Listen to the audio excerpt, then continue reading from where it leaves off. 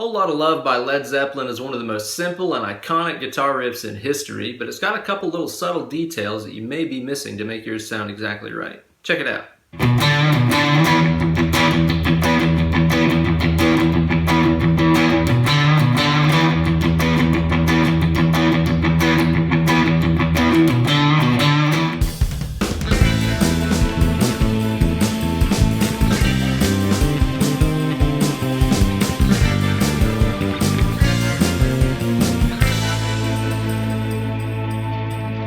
Hello kids, and welcome to this week's installment of Weekend Wankshop. Here with your good buddy, Uncle Ben. I remember whenever I first started learning how to play guitar, Whole Lotta Love by Led Zeppelin was one of the riffs I really wanted to learn right away. And I found some tabs for it, and I played them exactly how the tabs said, but I noticed it just didn't quite sound right. If you browse around YouTube for a few minutes, you'll see a lot of the same thing from other players too. Guys that are playing all the right notes and putting them in the right timing and stuff like that. But it's just not exactly sounding like what Jimmy Page did on the original. It's kind of like an actor who's reading the lines off of a script, but just not putting the right inflection and stuff on them. So this week we're going to take a look at one of the most awesome and misplayed riffs of all time, taking a close look at some of the details that Jimmy puts into the playing to make it sound the way that it does. Before we dig into it, let's hear it again at stepdad speed.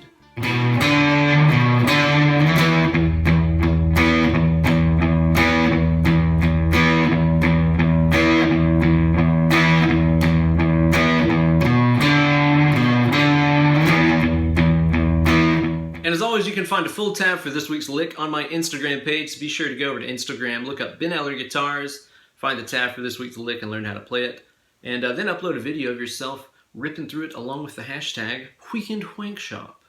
Anytime you're talking about something related to Jimmy Page, it helps to have a really sick Les Paul on hand. And this is indeed a very sick Les Paul. This might be the best playing Paul I think I've ever played. It's not mine though, it belongs to my buddy Fred. And because I know I'm going to get a lot of people asking in the comments about this guitar and its weird setup with 3 knobs and no selector switch and these crazy looking pickups and stuff, I'll put some details about this guitar in the description of this video, so hopefully they'll answer all your questions. So the first thing that you hear in this tune is the little kickoff that Jimmy plays. And I see people play this really close to right a lot of times, but there's a little detail I want you to take a look at here. You're going to start off with your 3rd finger on the low E string, 7th fret, that's your B note. Then what you're going to do is to play the 5th fret on the A string, that's a D note. Now, a lot of times I see people play just that string, but that's not how Jimmy does it. He hits the 5th fret A string and the open D string at the same time. Those are unison, those are both Ds, so it's really easy to miss. But where this really comes in handy is you'll notice that after he hits that 5th fret A string and the open D, he kind of bends the A down just a little bit. It's about a 1/4 step. That's part of what makes this sound the way that it does. Is as soon as you start bending this note, these 2 notes are no longer in unison anymore. They start sounding out of tune. Hear that? That's part of what makes this sound so damn cool. If it was just this, that's cool and all, but you get that open D string ringing, and it really starts to sound like Jimmy's original part. So again, about that bend, I just want to stress that it's a very small bend. It's not a half step or a whole step or anything like that. It's only about a 1/4 step. So after that kickoff lick, we get to the meat of the riff, which is the little E power chord section here. And again, this is the part that a lot of people get really close, but just miss a little vital detail about the right hand here. Now what I'm doing is I'm fretting an E power chord by playing the 7th fret A string, and then with my 3rd finger here, I'm borrowing the 9th fret D, and I'm getting the 9th fret G under there too.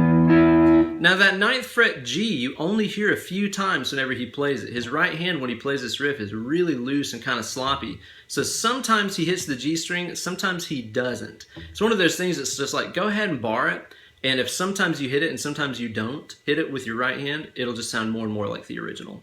Now basically what we're doing here is every measure is a little 16th note pattern that goes power chord and then 3 E strings. Very slightly palm muted back here at the back of the bridge. Notice this is not a Metallica shump shump shump shump kind of palm mute. This is just me getting back here at the very back of the string. So it's not so much palm muted as it is dampened, kind of softened out a little bit. So your pattern here is going to be to play the power chord and then hit 3 of those slightly dampened low E's. 1 E and 2 E and 3 E and 4 E and 5 E and 6 E and 7. Notice after that 7th one there was 1 extra low E, and then you play the pickup lick again.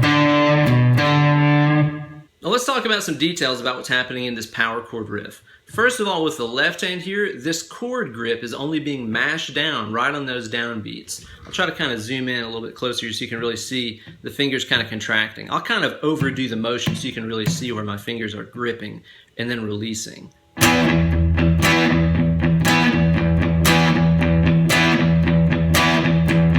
So it's like if I was to isolate this hand, it would just be crunching those notes down. 1, 2, 3, 4. Don't just statically hold it down. Then it just rings and rings and rings. That's not what it sounds like. So you just need to punch this guy in those downbeats. It's kind of like punch it only when you want to hear it. Don't lift your fingers off because that makes noise. You just want to go from having your fingers on there softly to tightening them down. I think of my fingers as being full of energy and then emptying them out. It's not I'm on, I'm off. It's not that. It's I'm full of gripping power and then I just empty it out. Now the real make it or break it detail is the way that the right hand is hitting these notes. Now what I usually see whenever people play this riff is they play it all downstroke.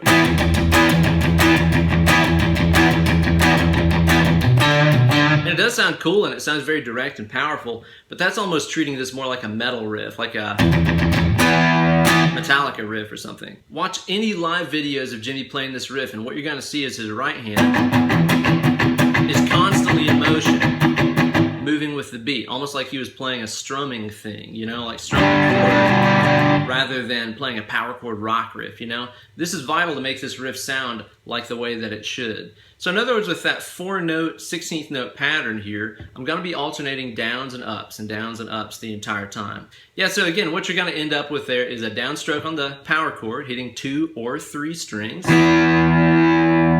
down, up on the E every single time.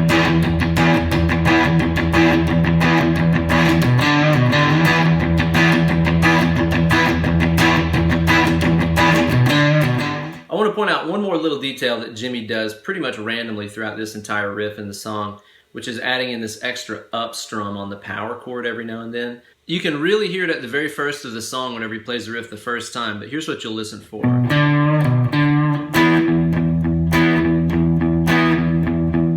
Listen to the double stroke on the chord. Did you hear that?